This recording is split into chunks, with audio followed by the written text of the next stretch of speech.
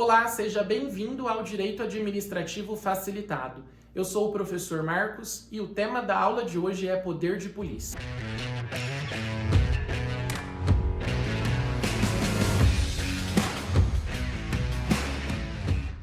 Os poderes da administração pública são verdadeiras prerrogativas de direito público que a ordem jurídica confere aos agentes públicos para executarem os objetivos do Estado em atenção ao interesse público.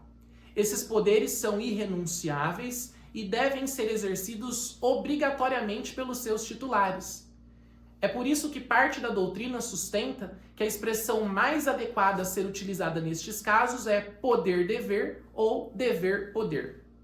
Dentre vários poderes conferidos à administração pública, destaca-se o poder de polícia. O poder de polícia pode ser compreendido como a prerrogativa conferida à administração pública e que permite limitar, restringir direitos individuais em benefício da coletividade. Ou seja, nós podemos entender que o poder de polícia, tendo como fundamento a supremacia do interesse público, permite que a administração pública compatibilize interesse público e interesse privado na consecução do bem-estar da coletividade.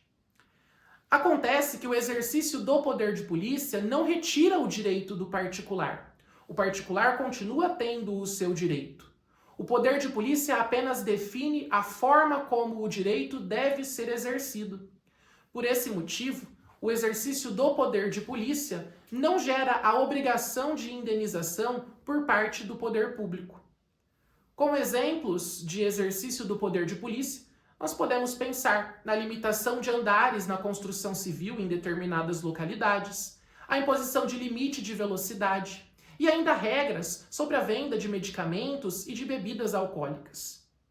Com isso, é fácil perceber que o poder de polícia pode ser exercido de forma preventiva, de forma fiscalizadora ou mesmo de forma repressiva. O poder de polícia é exercido de forma preventiva, por exemplo, no caso da imposição do limite de velocidade nas vias públicas. Por outro lado, o poder de polícia é exercido de forma fiscalizadora no caso da instalação de radar de trânsito ou mesmo na atuação da vigilância sanitária, que, em atendimento às normas de saúde e segurança pública, verifica se os estabelecimentos estão atuando em conformidade com as normas sanitárias. Por fim, o poder de polícia ainda pode ser exercido de forma repressiva, que se verifica, por exemplo, com a imposição de uma penalidade por excesso de velocidade. Um tema relacionado ao exercício do poder de polícia é a taxa de polícia, prevista no artigo 78 do Código Tributário Nacional.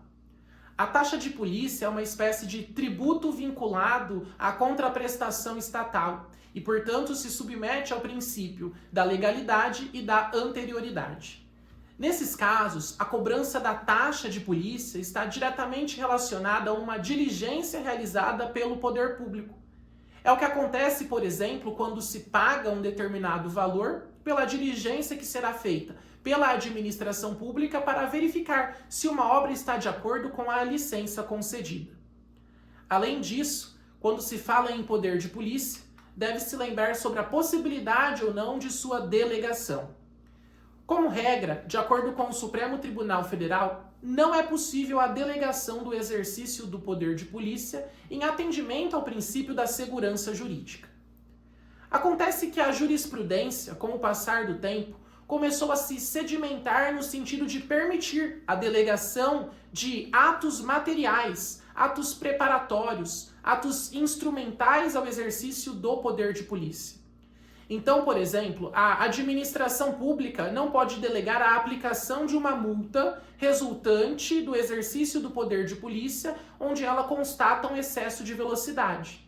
Mas é possível a delegação ao particular, por exemplo, da instalação dos radares, ou seja, um ato que antecede, um ato que instrumentaliza e cria condições para que a administração pública possa exercer o poder de polícia. São 3 os atributos do poder de polícia. Em regra, o poder de polícia é discricionário, ou seja, deve ser analisada a oportunidade e a conveniência do seu exercício para o interesse público. Em regra, porque em determinadas situações o poder de polícia acaba sendo vinculado, a exemplo do que acontece com uma licença para construir.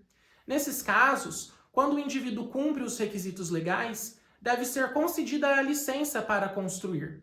Ou seja, não há margem de liberdade para o administrador público decidir se concederá ou não a licença com base no caso concreto. Além da discricionariedade, também é atributo do poder de polícia a autoexecutoriedade. A autoexecutoriedade significa que a atuação do poder público não depende de uma autorização prévia do poder judiciário. É claro que isso não afasta a possibilidade de o poder judiciário controlar os atos da administração pública, especialmente quando estivermos diante de uma ilegalidade. Essa autoexecutoriedade se divide em exigibilidade e executoriedade. A exigibilidade significa que a administração pública toma suas próprias decisões sem a necessidade de autorização e intervenção do Poder Judiciário. Por outro lado, a executoriedade significa que a execução do poder de polícia ocorre sem a necessidade de uma autorização prévia por parte do Poder Judiciário. Ou seja, a autorização está prevista na própria lei ou está justificada diante de uma situação de urgência. Por fim, também é atributo do poder de polícia a coercibilidade, que significa ser esse poder obrigatório e imperativo, tendo a administração pública formas indiretas para garantir o seu exercício e fazer prevalecer o interesse público sobre o interesse privado. A partir desse panorama sobre o exercício do poder de polícia, nós já somos capazes de diferenciar as polícias administrativa e judiciária. A polícia administrativa possui uma atuação voltada principalmente na prevenção de infrações administrativas. Basta lembrarmos, por exemplo, da atuação da vigilância sanitária na fiscalização dos estabelecimentos, inclusive na possibilidade de interdição daqueles que não atendem às normas de saúde pública. Trata-se do exercício do poder de polícia, a limitação de direitos individuais em benefício da coletividade. Diversos órgãos da administração pública, portanto, podem exercer essa chamada polícia administrativa na medida em que possuem a aptidão para o exercício do poder de polícia. Por outro lado, a polícia judiciária é exercida por organizações específicas, como a própria Polícia Civil, e tem uma atuação voltada especialmente na investigação de infrações penais. Eu espero que você tenha gostado dessa aula.